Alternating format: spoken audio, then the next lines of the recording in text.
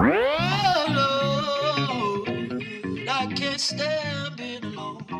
just been living la vie de bankroll. How the saying go? Got it flooded to my ankles. Need a raincoat, pair of boots. Hello there. Welcome to the Get Cracking podcast. Another episode is live, and today another cool guest. But we are on a mission to accelerate each one of us to happiness and help you guys move faster. Hi, Mikael. Hello. Hi. I feel very, very happy to be here. Thank you for the invitation. Great to have you. And then tradition of our pod, as you guys hopefully know already, everybody who comes on, they are forced to introduce themselves in 60 seconds. You ready for that? Let's try. Cool. Let's go. Floor is yours. So actually, my name is Mikael Malin. I'm a 28-year-old entrepreneur here in Helsinki. I own the cafe Enchante. I'm born in Cameroon, Douala, for the people who know, and I lived most of my life in France. I came here in Finland when I turned 18 to do the army, and then I fell in love with Finland, so I decided to stay. And yes, I don't know. I don't have much to do. I don't know. Was it 60 seconds? Roughly 60. Good. I think we got the key points. So you are an entrepreneur. You currently own the coffee shop. Yes. You are young and energetic, and that's what we need, and that's what we are trying to extract from you like today. Okay, let's do it. I've been in, like, we've met in Enchante. So Yes. when I've joined, when I visited the cafe, and then also we have quite a bunch of actually common friends. Sure. And people recommended the place. Would you tell us more like about the Enchante? So what exactly is that for people who don't know yet? And I'm surprised if people from Helsinki listen and then they have not been there, because you guys are quite famous by now. Yes, actually, yeah. Enchanté means, first of all, nice to meet you in French.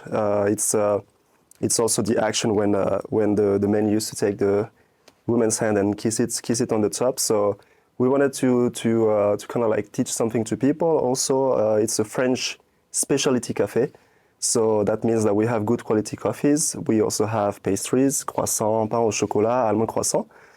And we try to put all our efforts not only in the cafe, but also in the customer service, which is for us the most important, and the atmosphere. So like we want that people, like anybody can come to Enchanté, they have a good time, and it's we like to talk to people. We like to hear the story as well, like I'm doing today on the podcast. But so it's a beautiful place. I recommend to people to come talk with us, and sure. And also behind this scene, we actually spoke today already even that the importance of customer service and creating this atmosphere that people feel like really welcomed. Yeah. So how exactly you do it? Well, first of all, we welcome people like first in French. We say all the time bonjour, bonsoir, which means hello, good morning. So we want to teach something to people as well. We want to kind of like make them feel welcome. So always a smile, always asking them a question about their life, how they feel also, and we try to satisfy the customers in a way, and it's beautiful because every day is different. Every day we meet new people, and that's what we like. Cool, but then, so the coffee business is really not easy. That's the way I see it. There is plenty of coffees, and there is this huge coffee chains like Espresso House, or we also have Starbucks. Yeah. So how do you compete with those masters? That's the thing. I believe that we don't compete with any cafes actually here in Helsinki. We brought something unique here in Helsinki, and we have for example like when we came. So basically we are in Eerikinkatu in Helsinki, in the center of Helsinki, in Kamppi. When we came there were another cafe just faced to Enchanté, and unfortunately they had to shut down when we came. Then later open a hotel with their own cafe also inside. Then open Fatser, very close also, and then open now another specialty cafe also. But like this hasn't impacted us. We are very lucky that we kind of like have a niche customers, and they come mostly for the atmosphere. They don't only come for the cafe or for the pastries. And so yeah, I think that we are unique in a way. That's what we try to do, and so yeah, it doesn't impact us too much. Also, what I've noticed, you work quite well with building the community. Yes. So you put quite a bit of effort to Instagram. Yes. To creating content, and then unique type of content, not just like a random coffee shots. Yeah. And then also the people recommend, and I think people meet there, people hang out. So it is this community. So do you do it consciously, or kind of is this how it just happened? Well, that's a good question. Actually, we wanted to build first the cafe in a way that we have kind of like a fast rotation, so that we didn't target it in a way. We didn't plan it, but it just happened naturally. Like we like to talk to people. We like to make them feel good in the cafe, and then actually we then after opening the cafe, we realized that okay. Maybe we are too friendly in a way, so then people wants to stay, and we like to connect also people together. So for example, two customers, they don't know each other, and we like to connect them. It happens a lot in Enchante that people, they don't know each other, but then they sit together on the same table. I don't know if I have seen that here in Helsinki ever. This is the big problem. I mean, like it's so there is this cultural specification of, let's say, Nordics in general, not even Finnish people only, that the people don't really meet and greet, and then the social circles are quite separated, and people don't really know each other.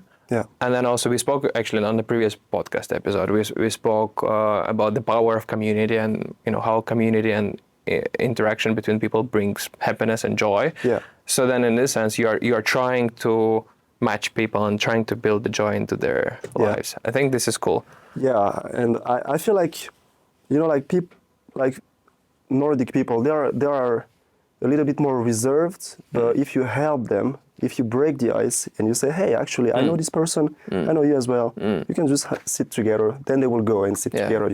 But like if you don't say anything, then they will, like instead, like just sit on their own. But also, like as a kind of outcome here, I just like to highlight that this power of community building, and then investing to build the community, build into the people who are visiting. So it's not only excellent customer service, it's not only excellent, let's say, coffee quality and atmosphere within the cafe, but then investing into community building. I think that's what really helps your business to get actually customers in. Yes. So then is a good example for anyone else who's listening, who wants to start a business, or who already running, the company. Yeah. They also have to invest in that. Sure. And also, I don't see any difference if it is a strictly B2B company that does some trades, like trading computers on volume or whatever it is. They still need to build the community of those customers or partners, and then to power the business. Sure. Like I've noticed that after actually the corona, like people, like they want to meet people, and they were too long by themselves at home. So I think that it's nice to put effort on that instead of like just like technical stuff. So it's very important to build your own community, and to trust the people and do your best all the time. Yeah, but then also, so I know that not everything was smooth with Enchante whole the way through. Yeah. Right. So would you open up on a couple challenges that you've met? Yes. And how long you're open? We opened the 4th January of 2022. So it's been almost 2 years now. Okay. Almost 2 years. Well, Enchanté. So I had two friends, two partners when I decided to open Enchanté. The funny thing is, like, we opened Enchanté, we had €0 in our account. I don't know who do that. Like you have some saving all the time. But the day we opened, we had 0. So that's how we started. That's how we started Enchanté actually, and it was very challenging. We used to. We were quite successful from the beginning, so it was very helpful for us to pay all the bills. But yeah, it was, like in the beginning, you always have kind of like a hype.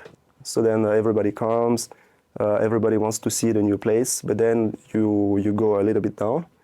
And so yeah, during that time it was very hard for us because we didn't have any saving. And yeah, we had to kind of like make a campaign, crowdfunding campaign with our community, and that has helped us a lot. We received a lot of. What was the ticket size? How much you received? We received about 9,000 euro. 9,000. Okay. Yes, we sold basically like merch, gift card, and then subscription card as well. And from all of that, we got like 9,000. But then it was even more than that because through that process, we got an investor also who fell in love with the concept and decided to join us. So not only we got the 9,000, but we got like a permanent investor as well, which helped us like every month. So it's very, very, very helpful. And yeah, like I just you know, I like the mindset that like we give to people, but like people give us always back, and they actually have our back, you know. And I'm like totally like amazed about our community. So that gives us the strength and the motivation to continue and do the best. So there was this kind of storm with a customer kind of falling down, and you getting investment. So how is the business doing now? Well, business is it's even, I would say. So, well, now we have to pay kind of like that's the last month actually, but this whole year we have to pay higher rents because when we opened Enchante, we decided to pay half of the rent, only to make it easier. But then, of course, we have to pay it back. So yeah, like that's the last month that we had. Like let's say 150% of the rent that normally we have, which is quite tough, quite tough to go through. But we went through, and so now we break it even, and from now we're gonna start to make money. Okay. So it's a very good situation. Okay. Yeah, and well, usually in the coffee, restaurant, hotel industry here in Finland, especially, you say that it takes 3 to 5 years to kind of like break even, to start to make some money, and so that's why you need some saving in the beginning to survive these 5 years. But now, yeah, I think that we are already getting there after 2 years, so that's amazing. And also, I've heard that you've changed the team, so people you've started with, not the same people that you are working with now, right? Yeah, actually, yeah, like my two partners with who I opened Enchante. Let's say that they decided to leave. They didn't match anymore the concept. We don't have anything like personal in between. It was just like work-wise. We didn't share the same idea anymore. I wanted to build like a community, as we talked before, like where we can talk to people. When they wanted more to build like a Starbucks or espresso house, so like many cafes all around Finland, which is another idea, but it didn't match my vision. So they decided to leave, and I got the investor, and then now I have a amazing partner as well. His name is Alex. He's amazing in what he do, and he's basically my left hand. So very, very energetic as well, very motivated, and I think that the changement was amazing. And actually, nobody know that it hasn't been official.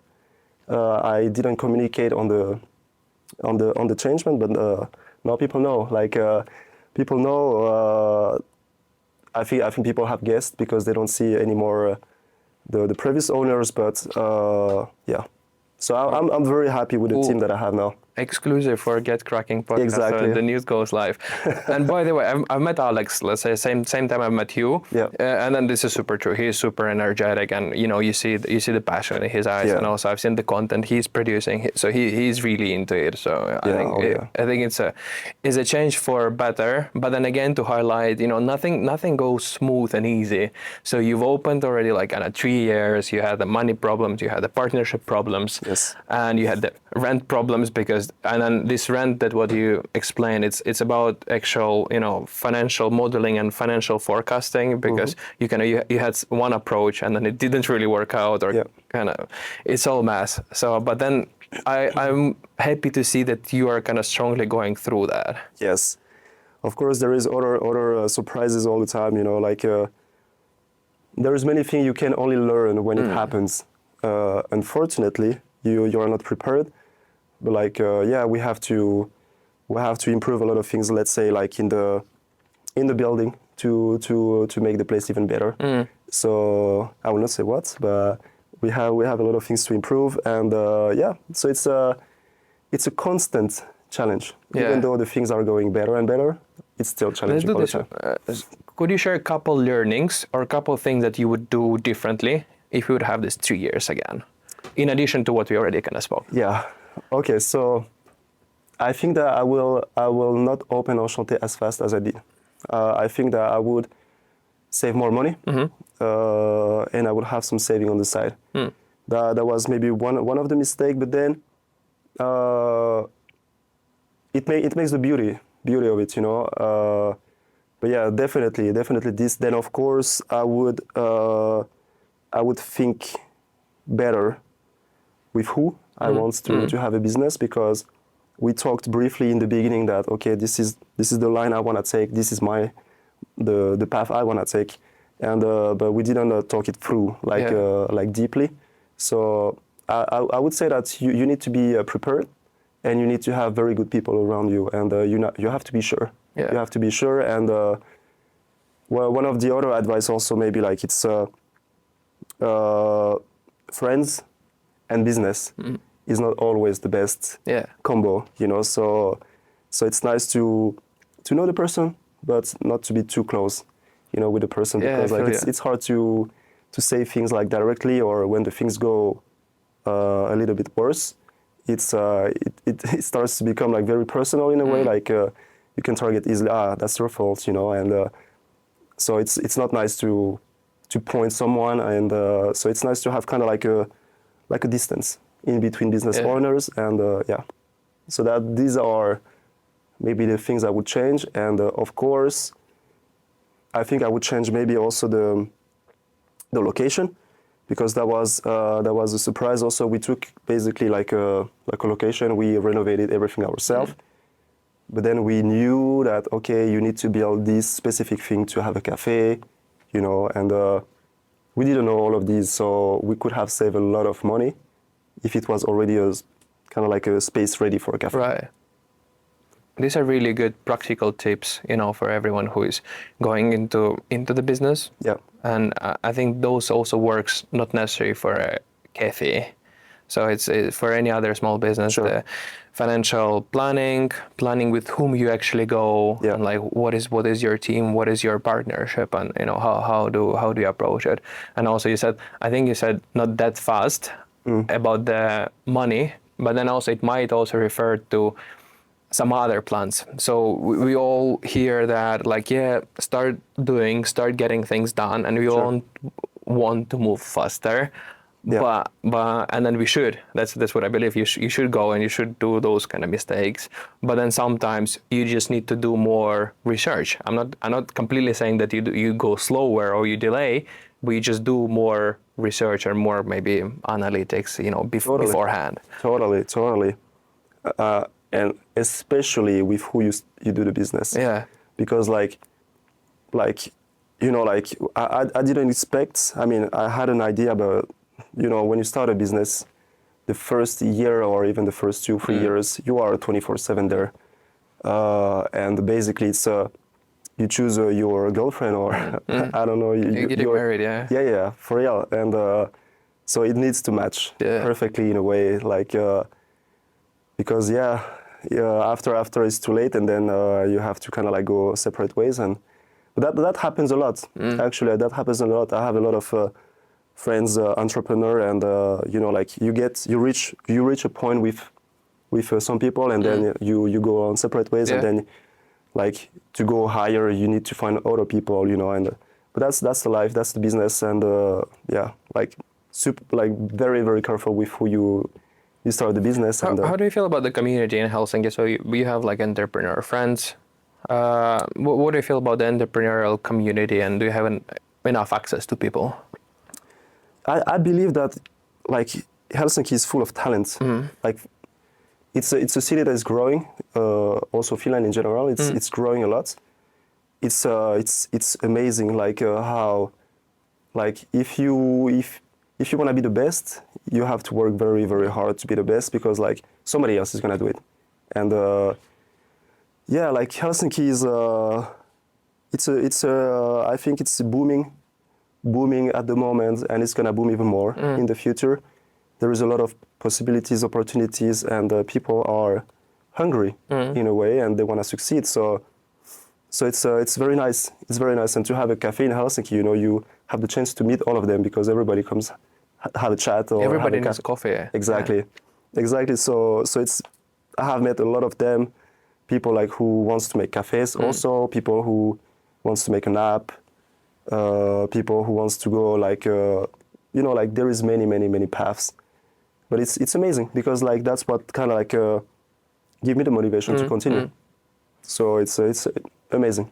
Also, something else. I mean, getting the popularity now is that actual support for smaller businesses rather than the bigger businesses. So I heard like many times that people say, okay, I'm never buying anything from Starbucks, but I go to like local cafes, because you know they're not always doing all right, but then also it's cool that they are there, and then you know if we can, we should support. And then there is this choice, because the coffee quality, I'm not the coffee expert, but let's say for me, like both places are good enough. And then if I am able to make an actual choice, then you know I might go and support, you know, somebody, and then you know tap into the community, because Starbucks doesn't have the community. Everybody just goes to Starbucks or Espresso House. You just go there. So it's there's no soul in it.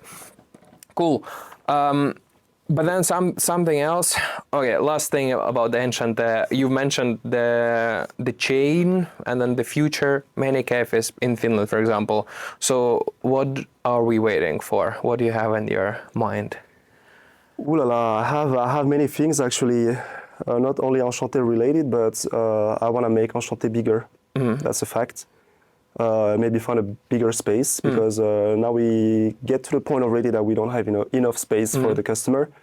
So we want to get bigger space, or maybe like 2-3 spots all around Helsinki. Helsinki is big enough to have at least 2-3 cafes before going to Turku, Tampere, you know. So make a bigger one, maybe like a lounge type of Enchante. I see like a kind of like a bigger space where you have a cafe, then you have a lounge, and yeah, like a beautiful atmosphere. I have many ideas actually. Nice. So it's gonna come. It's gonna come. We are looking forward for that. Have you heard of, there is a new restaurant, it's called August Bistro? No, actually. They've just opened. I know the boys who opened it. Okay. A week ago they had like a technical presentation lounge. So I think this week is already open for public, and it's somewhere in Boulevarde, so rather nearby, kind of your place. But then they're more like a restaurant. So okay. Are they free owners too? I think there are two. Two? Yeah, and then one of them has experience from kind of restaurant business before. They kind of exited some places, and then another one is just another entrepreneurial spirit guy. Yeah. And but yeah, so they've just started, just opened. So then I thought we all need to go and eat there. Oh yeah, totally.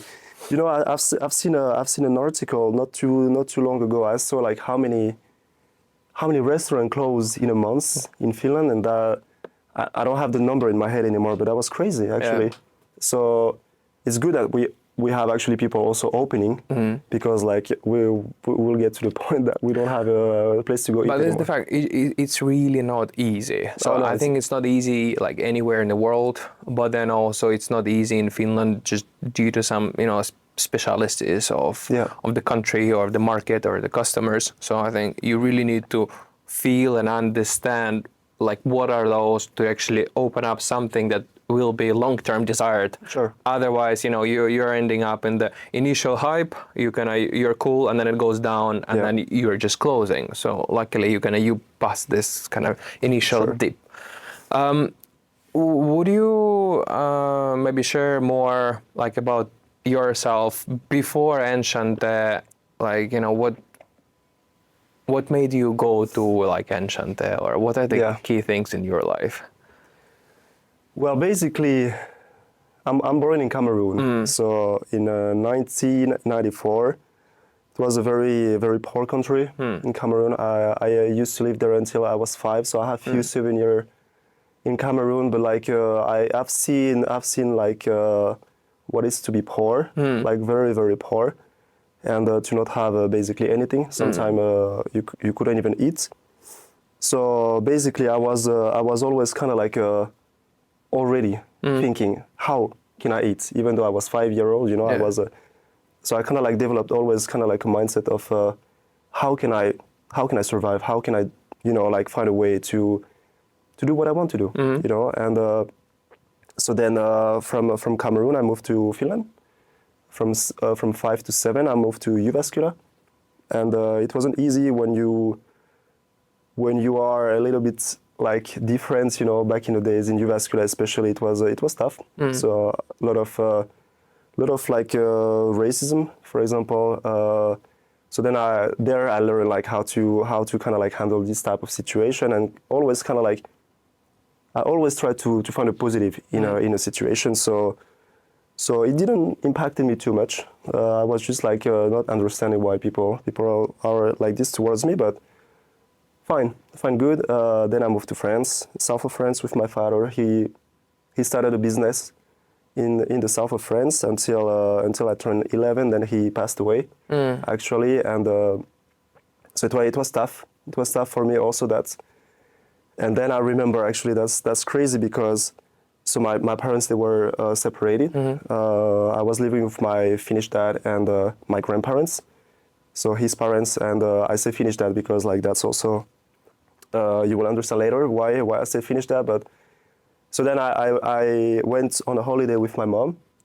She used to live in the Netherlands with her new husband, and I remember we spent I think a week or 10 days, and then we were supposed. My mom was supposed to drive. Take the train back to Paris from Amsterdam, I think. And in Paris, my grandparents were waiting for us to go back to the south of France. But actually, in that train trip, I looked at my mom and I said, "Hey, I don't want to go live with my grandparents. You know, I want to live with you." But it was too complicated. Her husband didn't want to have other kids. So me and my big brother. So she broke up with a guy in that train trip. She broke up. She divorced, actually, and she found a house where we can stay in Brittany, so in the northwest of France. And in that train trip, she planned everything. We get to Paris, and I had to say to my grandparents face to face, "Hey, I don't want to go with you." So that was hard, you know, like when you are like I was 11, to confront your grandparents and say, "Hey, I don't want to live with you," you know. So that's what I wanted to do, and so basically a lot of drama happened there. Of course, you know, like they tried to still take us, so the police got involved, But anyway, we had to go with my mom, and I was more than happy to go with my mom. So we went to live to Brittany just suddenly like this. And there, it was tough. It was tough because like we had nothing. We started like exactly from the bottom. My mom, she did not have a job. She did not have money on the side, and so we were struggling. And until one day I was like, okay, now is the time for me to do something with my life. I was, I think, 15, 16, so I was very interested into gastronomy, like hotel and restaurant industry. And I was okay. I was reading a little bit about it, and I decided to go to school. And there it happens that I was the best student ever that the school had in that specific, how can I say that, in that specific study. I used to work in the work experience in the biggest palace in Brittany, and I fell in love with, you know, like just having to meet people, talk to people, serve even the breakfast or food. And you know, people, like when they go to the restaurant, usually they are happy. You know, they like to eat, so they are very happy. So for me, it was kind of like the opposite what I was used to, you know, and so making people happy, making people smile, and talking to people. So I fell in love. I fell in love with that industry. So then I did the studies for 2 years.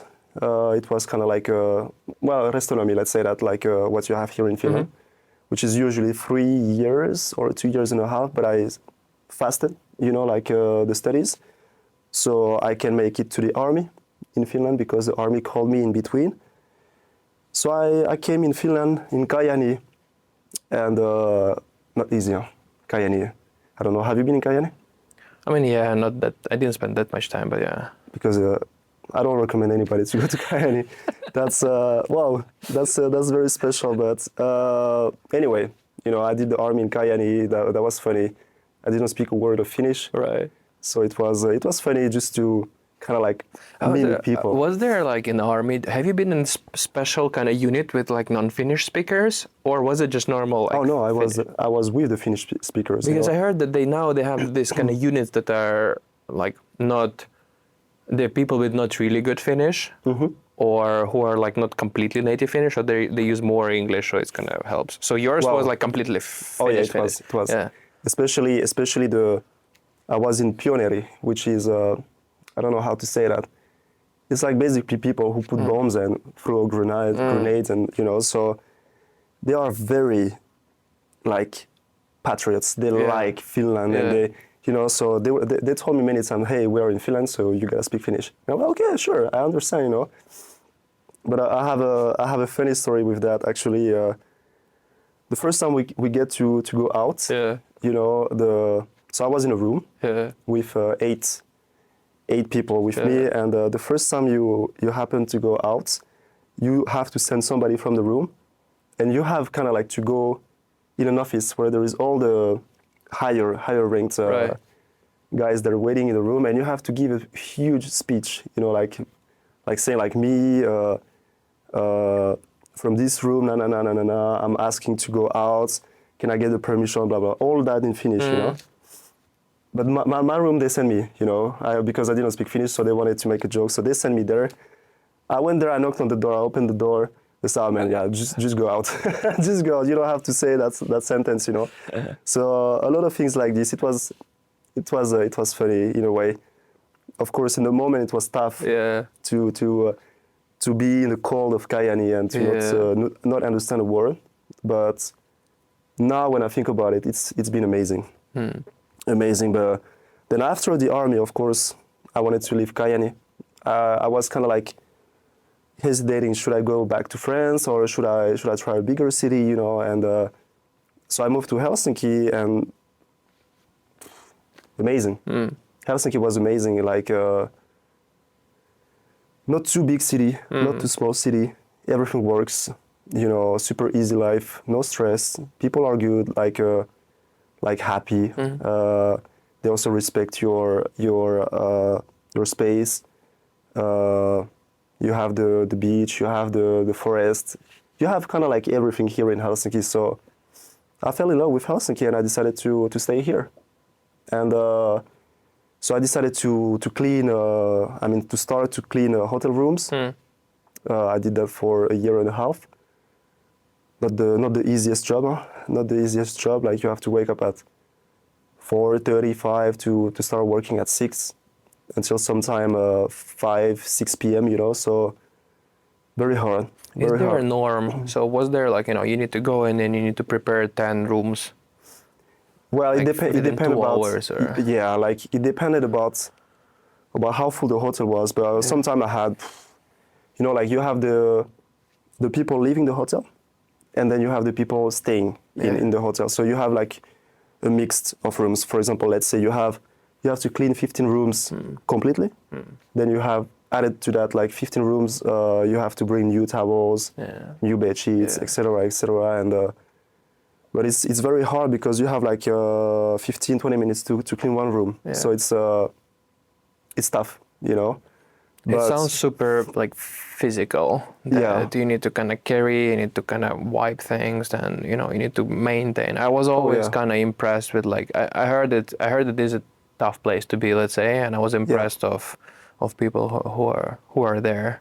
Yeah. Oh, And especially in the hotels that are like, they're quite demanding in terms of like the quality of the things that you do. sure. So then if it's a city center hotel, then you come to work, you have this many rooms, and then you have limited time. Yeah. So there is no time to kind of hang out. You just go, you get the done, and then the wages are like low. Like you don't get paid shit. So, Yeah. Yeah. I don't even. I think maybe it was like around 8-9 euro an hour, what I got used to pay, and and it's in Helsinki. in Helsinki. Yeah, with Helsinki, with all the kind of beauties of Helsinki, it is not the cheap place to be. Oh no. And I think that when I left, Yeah. I was the oldest there. You know, like the oldest in the company. Everybody left in between. Like it's a super tough work that the lifespan of working The in employee turnover, yeah. oh yeah, it's like maybe 3-4 months, and then people leave. You know, and then Yeah, you get of new course. people, and then they leave again.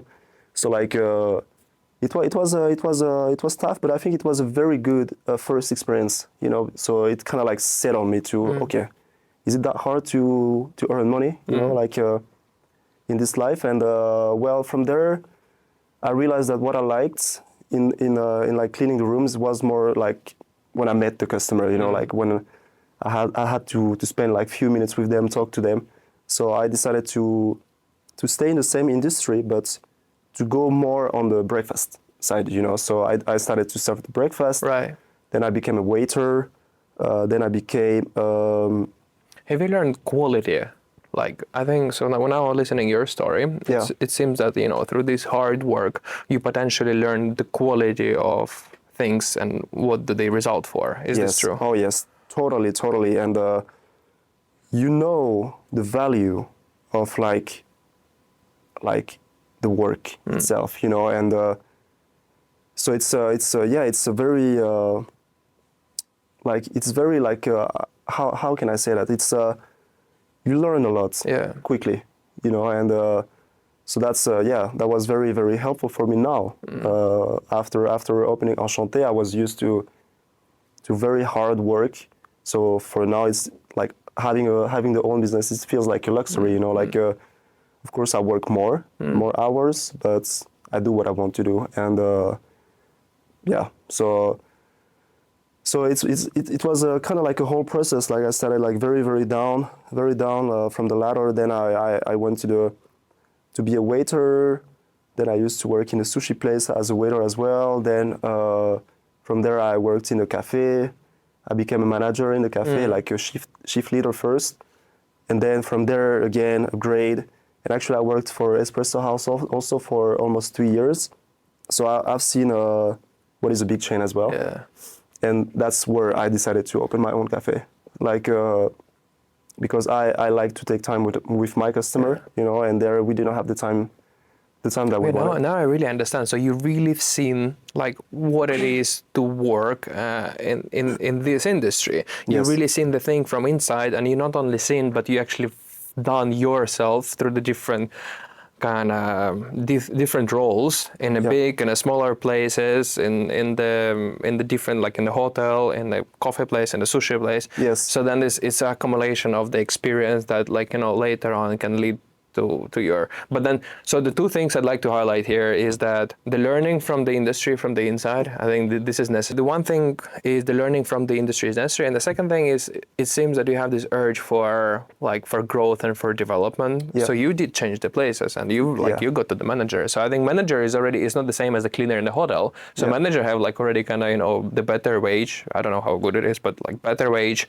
and better atmosphere. You have people around you. It's all way nicer, right? And even then you went for the Enchante. So I think it's this urge to get better and develop and go further. So that's what makes you awesome. Yeah. Exactly. But actually I have a clear plan in my head. You know, my dream, the biggest dream that I have is to open my own hotel. So I have already the idea, the concept that I want. But to get to that plan, to get to that place, I wanted personally to work in all the hotel industry and to see it by myself. Because it's good to go to the school to learn how does a hotel work, how can you manage a hotel and stuff. But I like to see myself. I know which work in the hotel is more demanding. I know where we have to target more help. And so yeah, like kind of like my whole life was turned to how can I open a hotel? And I wanted to see everything. Yeah. How does a hotel work, you know? And that's why also I used to open St. George Hotel in Helsinki. I wanted to see how you open a hotel. So I straight when I saw that, okay, a new hotel is opening, I quit my job and I applied for the St. George. And then Marski also, when they reopened, then I quit St. George to go to Marski, you know, because I wanted to also see like how does it happen to open a hotel. So basically, Have you heard there is a new hotel coming to Helsinki? no, There is. I think I've seen like few like advertisement and stuff. The Radisson Red opened. Yeah. So Radisson Red is the new one. They have some kind of artistic stuff. But then there is something else coming up. And I think they're keeping it super kind of secret because it's kind of it's high end, like ultimate luxury kind of, so to say, hotel with only like the top level suites and somewhere in Central. And I think they're finishing renovation now or somewhere. Okay. But I don't know if it's a complete gossip or something. I didn't hear about it, but actually this, you know, like it comes back to what you asked before, like about having entrepreneurs. I feel like all the time when somebody opens something, they want to be the best, you know, and that happened with St. George. When I opened St. George, they were, okay, we want to make the best hotel in Helsinki. Right. Then Marski, they say, oh, we want to make the best hotel in Helsinki. Now These guys are like... So it's like everybody is like coming for the best, you know, so, but it's tough, huh? Because it's easy to get there, you know, but it's hard to stay there. Yeah. That's the thing. So yeah, it's a lot of work. Yeah. A lot of work. But that's what I like with Helsinki. It's challenging all the time. You know that. I mean, I know that some people, they will come here in the next 1-2 years with a French cafe, and I will have to be ready to compete. You know, and but that's what I like. How does the market look now? So are there any French cafes? There is actually. There is